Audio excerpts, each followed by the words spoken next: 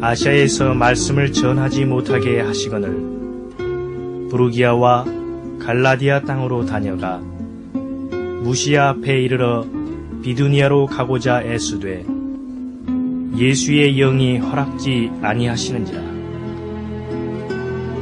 바울이 이 환상을 본 후에 우리가 곧 마게도냐로 떠나기를 힘쓰니 이는 하나님이 저 사람들에게 복음을 전하라고 우리를 부르신 줄로 인정함이로라.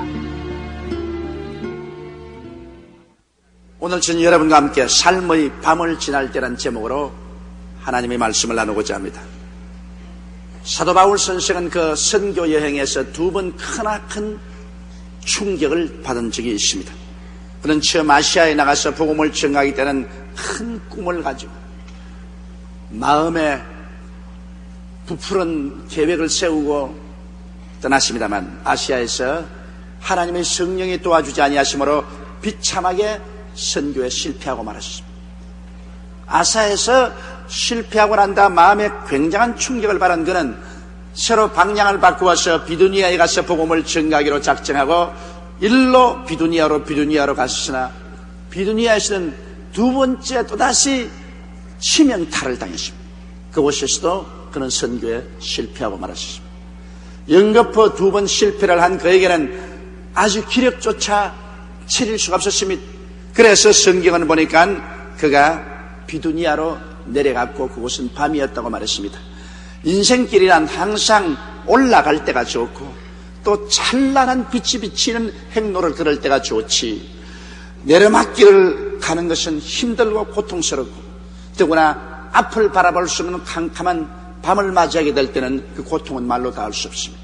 바울은 두 번의 실패의 충격을 받고 난 다음에 드로아의 캄캄한 밤에 내려막길에 앉았습니다. 그리고 그는 그곳에서 기도하고 있었습니다.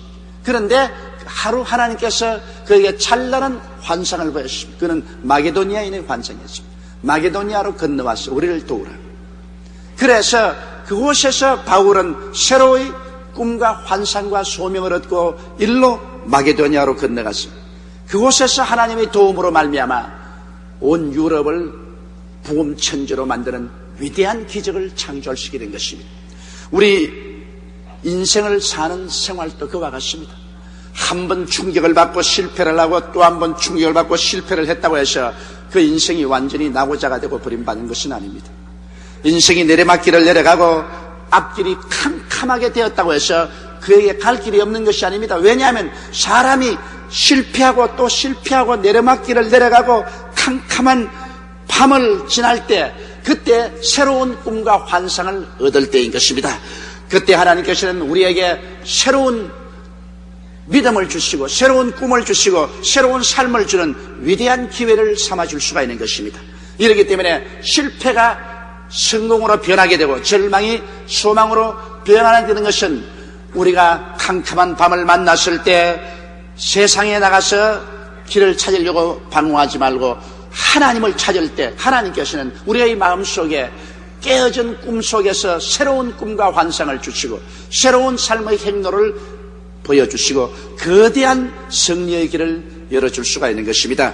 이렇기 때문에 우리의 경험한 인생사를 보면 대개 많은 실패가 우리로 하여금 진실로 인생을 성공으로 살 수 있는 문을 열어주는 안내자가 된다는 것을 체험할 수 있는 것입니다.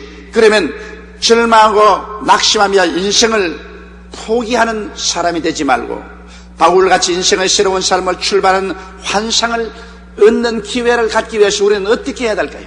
우리의 삶이 역경에 역경을 통할 때 어떠한 삶의 자세를 취하고 살아야 될까요? 첫째로 우리는 이와 같은 일이 우리 생애 속에 다가오면 회개해야 되는 것입니다. 회개는 내가 죄를 지었을 때도 회개하고 내 스스로가 죄를 깨달을 수 없을 때도 회개해야 됩니다. 왜냐? 우리가 역경을 통할 때는 하나님께서 우리에게 그 무엇을 깨닫게 하기 위해서 역경을 통하게 하는 것이기 때문에 하나님 앞에서 아무런 변명을 하지 말고 깨어져서 회개해야 되는 것입니다. 여러분, 우리는 자기가 알지 못하는 사이에 이 세상의 교망의 앞질을 덮어쓰게 되기도 하고 세상 풍습이 그 생활을 둘러싸게도 되는 것입니다. 이와 같은 교만의 깝지를 벗기고 세상 풍습에서 벗어나고 하는 것은 회개하는 길밖에 없습니다. 자기의 죄를 철저히 회개하고 불신앙을 회개하고 불순종의 죄를 회개하는 기회를 삼아야 되는 것입니다.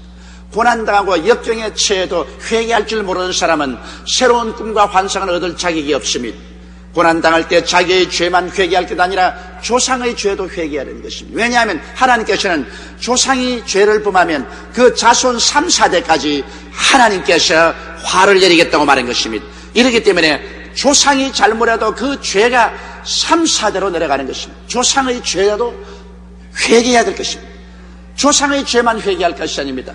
사회와 민족의 죄도 회개해야 되는 것입니다. 왜냐하면 그 사회와 민족의 잘못이 그 한 개인의 생활 속에도 치명타를 가져올 수 있기 때문인 것입니다. 하나님은 우리를 깨우치게 하시려고 깨뜨리시기 위하여 그리고 하나님의 뜻을 깨닫게 하기 위하여 징계하실 때가 많습니다. 성경 히브리서 12장 5절로 13절에 보면 또 아들들에게 구원한 것 같이 너희에게 권면하신 말씀을 잊었도다. 일렀으되 내 아들아 주의 징계하심을 경히 여기지 말며 그에게 꾸지람을 받을 때 낙심하지 말라. 주께서 그 사랑하시는 자를 징계하시고 그의 받으시는 아들마다 책질하심이라 하였으니 너희가 참으면 징계를 받기 위함이라. 하나님은 아들과 같이 너희를 대우하시나니 어찌 아비가 징계하지 않는 아들이 있으리요. 징계는 다 받는 것이거늘 너희에게 없으면 사생자여 참 아들이 아니니라. 또 우리 육체의 아버지가 우리를 징계하여도 공경하였거든 하물며 모든 영의 아버지께 더욱 복종하여 살려 하지 않겠느냐. 저희는 잠시 자기의 뜻대로 우리를 징계하였거니와 오직 하나님은 우리의 유익을 위하여 그의 거룩하심에 참여하게 하시느니라. 무릇 징계가 당시에는 즐거워 보이지 않고 슬퍼 보이나 후에 그로 말미암아 연달한 자에게는 의의 평강한 열매를 맺나니 그러므로 피곤한 손과 연약한 무릎을 일으켜 세우고 너희 발을 위하여 곧은 길을 만들어 저는 다리로 하여금 어그러지지 않고 고침을 받게 하라고 주님께서는 말씀하고 계신 것입니다. 이러므로 하나님께서는 우리의 일생을 통하여 수많은 징계를 내리십니다. 우리는 이런 징계가 우리에게 내려올 때 스스로를 변명하지 말고 하나님 품에서 자꾸 도망치지 말고 그때는 깨어지고 회개하는 거죠. 사도 바울 선생이 아시아에서 실패하고 비두니아에서 실패한 것은 하나님의 징계입니다. 왜냐하면 그가 열심히 특심해서 하나님 앞에 기다리고 하나님의 뜻을 알아보기도 전에 인간의 열심으로 내리질주했기 때문에 하나님께서는 그를 징계해서 그로 하여금 깨어져서 하나님 앞에 기다릴 줄 아는 그런 사람이 되게 하려고 주님이 징계하신 것입니다. 그가 아시아의 실패의 징계를 당하고 비두니아의 실패의 쓴 잔을 마시고 그 다음 드로아로 내려가서 캄캄한 밤에 하나님의 징계를 받고 깨어지고 회개하고 기다릴 때 하나님께서는 마게도니아의 새로운 환상을 보여주시고 새로운 위대한 선교의 길을 열어주신 것입니다. 이러므로 우리는 어려운 고비를 당할 때 첫째도 회개요, 둘째도 회개요, 셋째도 회개하는 것입니다. 주님께서는 말씀하기를 회개하라! 천국이 가까이 왔다고 말씀한 것입니다. 하나님이 도와주시는 천국이란 회개하는 사람의 마음속에 임하는 것이지 교만한 자의 마음에 임하지 않습니다. 하나님은 교만한 사람을 낮추시고 겸손한 자에게 은혜를 주신다고 말씀하신 것입니다. 이러므로 우리의 일생은 항상 하나님께서 우리를 다스리고 인도하신다는 것을 알고 우리에게 시련과 환난 다가올 때 그때마다 무릎을 꿇고 하나님께 깨어져서 회개하고 자백하고 내 죄만 회개할 것이 아니라 나의 조상의 죄도 조국과 민족의 죄도 내가 회개하고 하나님 앞에 기다릴 때 하나님은 새로운 삶의 길을 열어주게 되는 것입니다. 둘째로 우리가 해야 될 것은 삶의 캄캄한 밤을 지날 때는 하나님의 도움을 간절히 구해야 되는 것입니다. 성경은 뭐라고 말합니까? 환난 날에 내게 부르짖어라. 그리하면 내가 너와 함께하여 너를 건지고 영화롭게 하리라고 말씀하신 것입니다. 너희 중에 고난당한 자가 있느냐? 저는 주께 기도할 것이요. 즐거워하는 자가 있느냐? 주께 찬양하라고 말하는 것입니다. 고난당할 때는 우리가 깊이 생각해보는 때요. 고난당하는 때는 그리고 하나님 앞에 무릎을 꿇어 간절히 기도할 때인 것입니다. 고난을 당할 때 우리가 왜 기도해야 되느냐? 우리는 고난당하기 전에는 너무 세상 일에 분망해서 그만 예수 그리스도 십자가 중심의 생활 가치관을 잊어버리고 세상을 나갈 때가 많습니다. 성경엔 예수께서 말씀하기를 몸이 이복보다 중하지 아니하며 목숨이 음식보다 중하지 않느냐고 말씀합니다. 이것은 주님께서 가치관을 올바르게 세우라는 것입니다. 사람들은 이 추운 겨울에도 스타일 내겠다고, 패션 내겠다고, 몸이 감기 들고 춥든 말든 아주 얇은 옷을 입고 내복도 입지 아니하고 스타일을 내려고 하다가 그만 감기 들려가지고서 입원해서 죽니 사니 할 수도 있는 것입니다. 그건 중요쯤에 되십니까? 몸이 이복보다 중하지 아니하냐. 인생에 무엇이 중한가 가치관을 확실하라.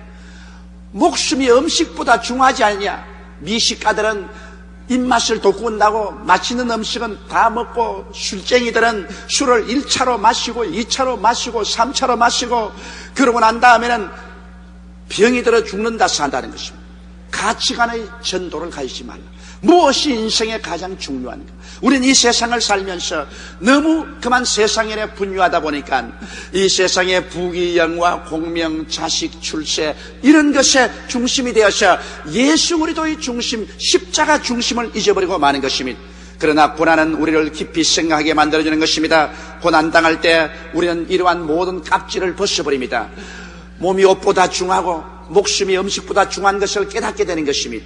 회개하게 되고, 그래서 내가 어디서 와서 어디로 가며 왜 사는가, 그 좌표를 올바르게 설정할 수 있는 것입니다. 이렇기 때문에 고난당할 때 우리는 주의 도우심을 간절히 구해서 예수님 중심으로 서고 하나님의 자비와 긍휼을 간구하는 우리들이 되어야 될 것인 것입니다.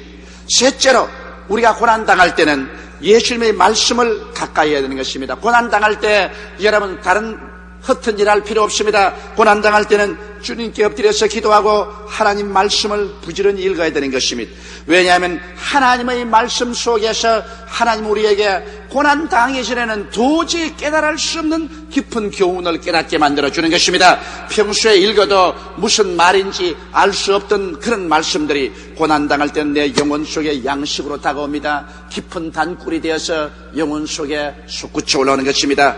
또한 고난당할 때 여러분 하나님 말씀을 읽으면 말씀보다 더 큰 위로가 없습니다. 세상 그 어떤 위로도 우리의 중심을 위로할 수 없습니다. 그러나 말씀은 우리 영혼을 위로하는 크나큰 영양제가 될 수 있는 것입니다.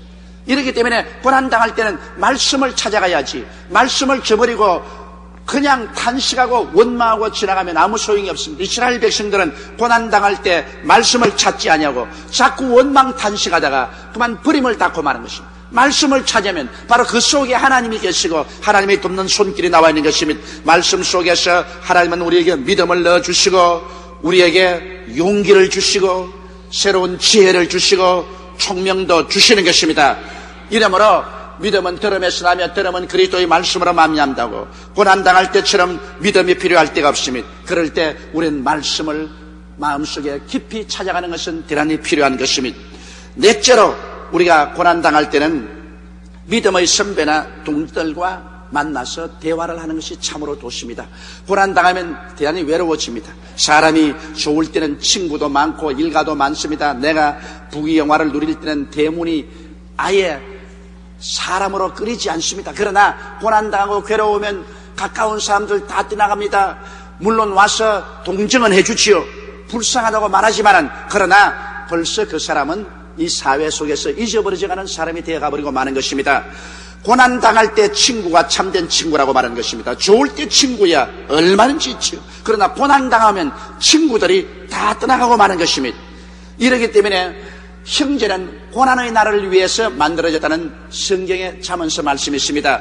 좋을 때는 친구들이 굉장히 좋아하는, 그러나 아주 고난당하면 친구들은 다 떠나고 마지막 찾아오는 것은 형제들은 그래도 남아서 찾아오는 것입니다. 그렇기 때문에 피는 물보다 진하다 하는 말이 거기에 있는 것입니다. 그러나 우리가 고난당할 때 신앙의 선배나 동지들과 대화하는 것은 굉장히 좋습니다. 그렇기 때문에 여러분 구역장이 필요하고 조장이 필요하고 또 교역자가 필요하고 목사님들이 필요한 이유가 거기에 있는 것입니다.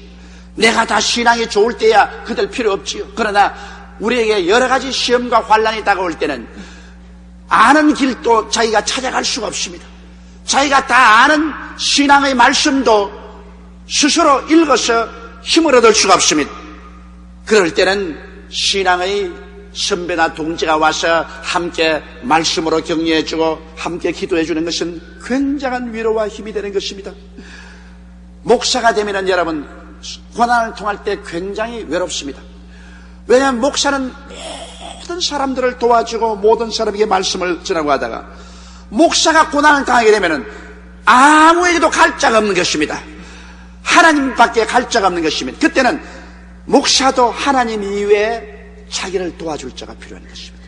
자기와 대화해 줄 자가 필요한 것입니다. 그런데 목사가 대화 잘못했다가는 성도들에게 낙심을 줍니다. 와이고 목사가 저런 거 보니까 우리는 이제 아무것도 아니는구나. 이거 어떻게 된 일이냐. 그렇기 때문에 목사는 시험과 환난을 당하고 고난당할 때 누구에게 대화를 하려고 해도 대화할 상대가 없을 때가 많습니다. 그렇기 때문에 목사도 고난을 당할 때는 친구가 필요합니다.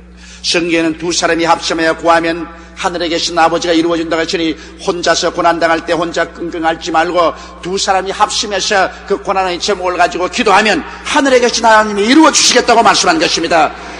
한 사람이 걸어가다가 넘어지면 저주를 받은 자라고 말했습니다. 그러나 두 사람이 함께 걸어가다가 한 사람이 넘어지면 다른 사람이 잡아서 일으켜주고 있기 때문에 축복을 받은 사람이죠.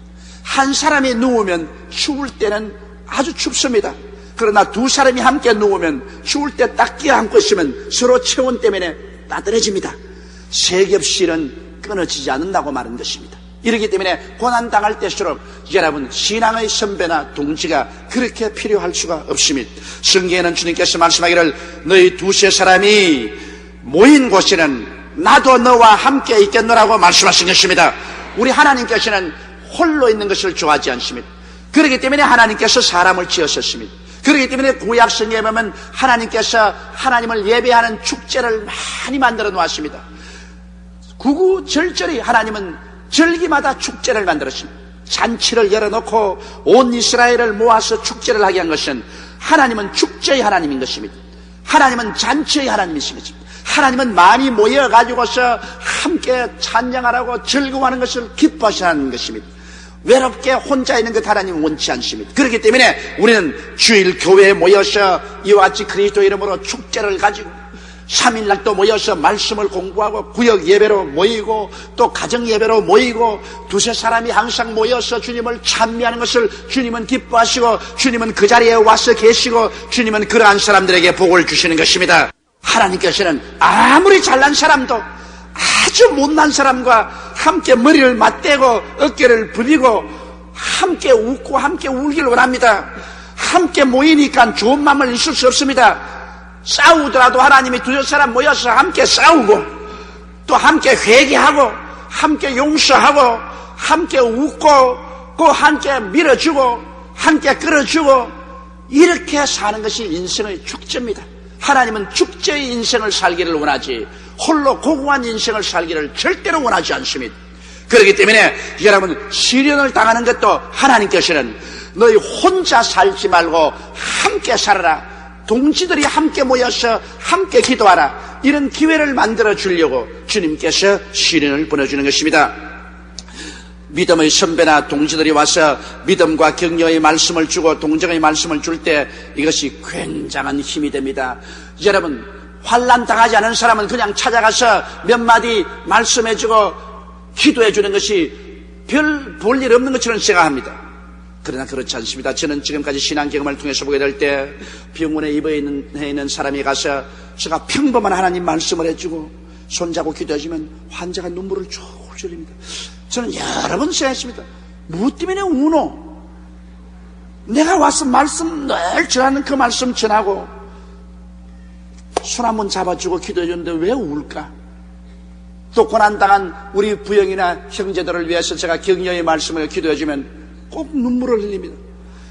그건 왜냐하면 그렇게 말하는 사람에게는 자기는 고난 속에 있지 않기 때문에 평범한 말을 하고 평범하게 도와준다고 하지만은 고난당하는 사람에게는 마음이 굉장히 외롭고 약해집니다. 사람이 고난을 당하고 시련을 당하게 되면 정신적으로 약해지고 용기가 없어지고 허전해집니다. 그럴 때는 정말 도움이 필요합니다. 저 사람 옛날에는 사자같이 용감하고 옛날에는 그렇게 믿음도 강하고 튼튼하더니 이거 왜 어떻게 되었노? 왜 사람이 저런 약한 말을 하나? 고난을 당하면 약해져요.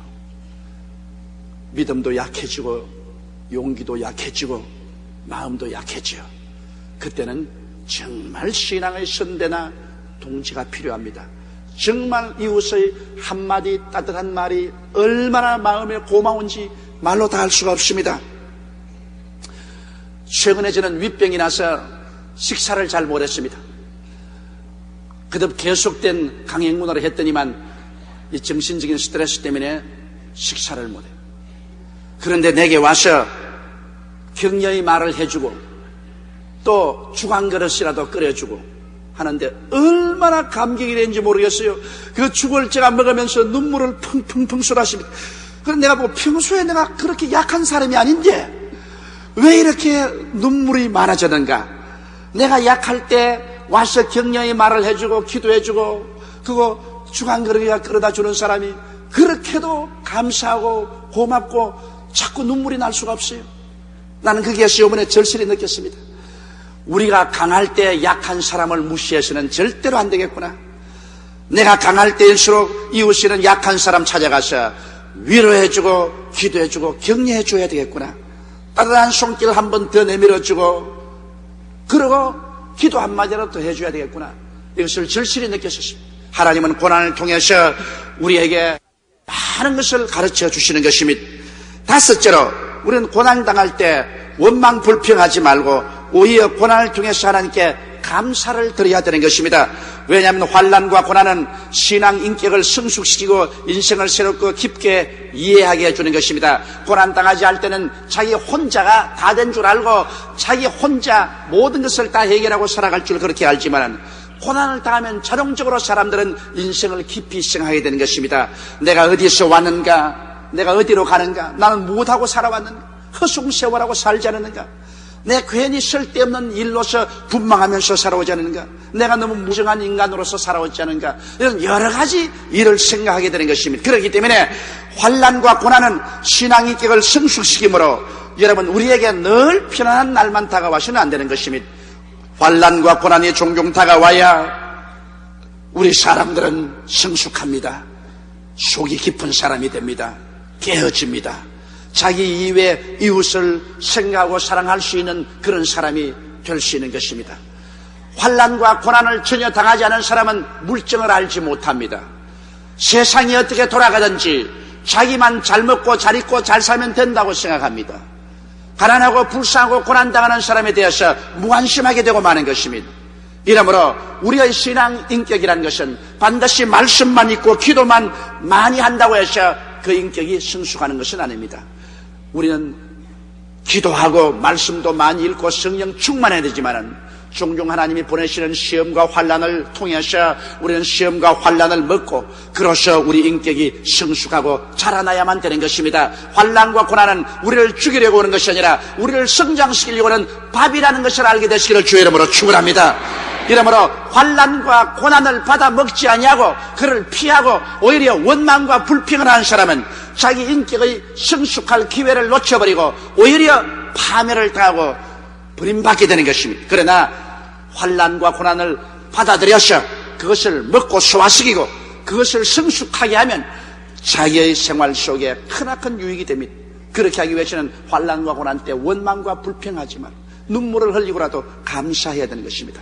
여러분, 바로 고난의 길이 바로 희망의 길이라는 것을 알아야 되는 것입니다. 요셉 보십시오.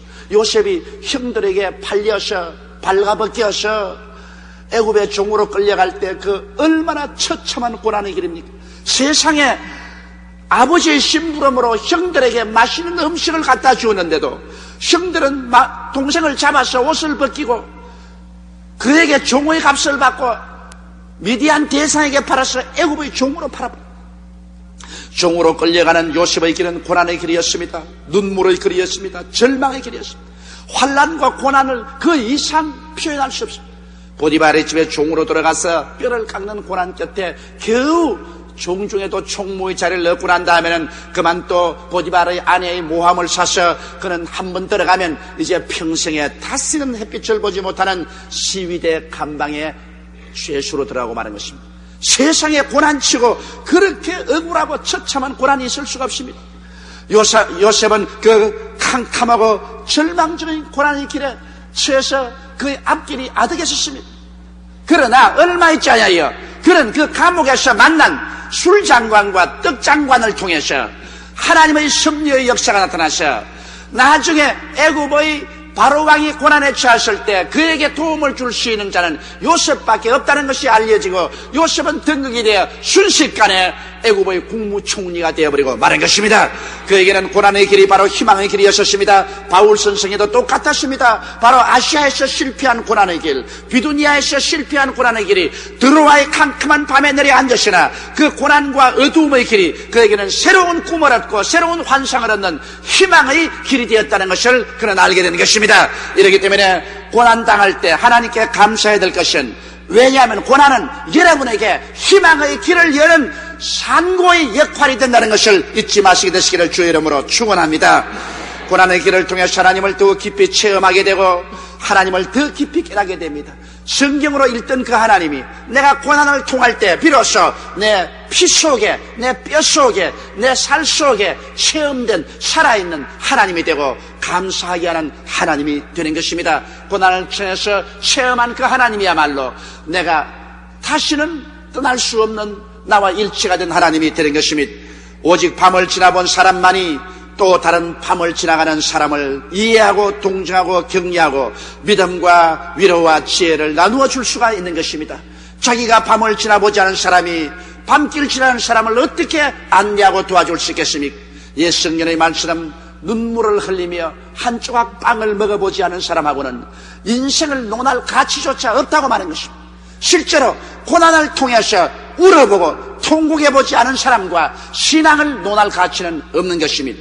이러므로 여러분이 여러 가지 고난을 당하거든 이상한 일 당한 같이 생각하지 마십시오. 왜냐하면 환난은 인내를, 인내는 연단을, 연단은 소망을 이루는 길이 되기 때문인 것입니다.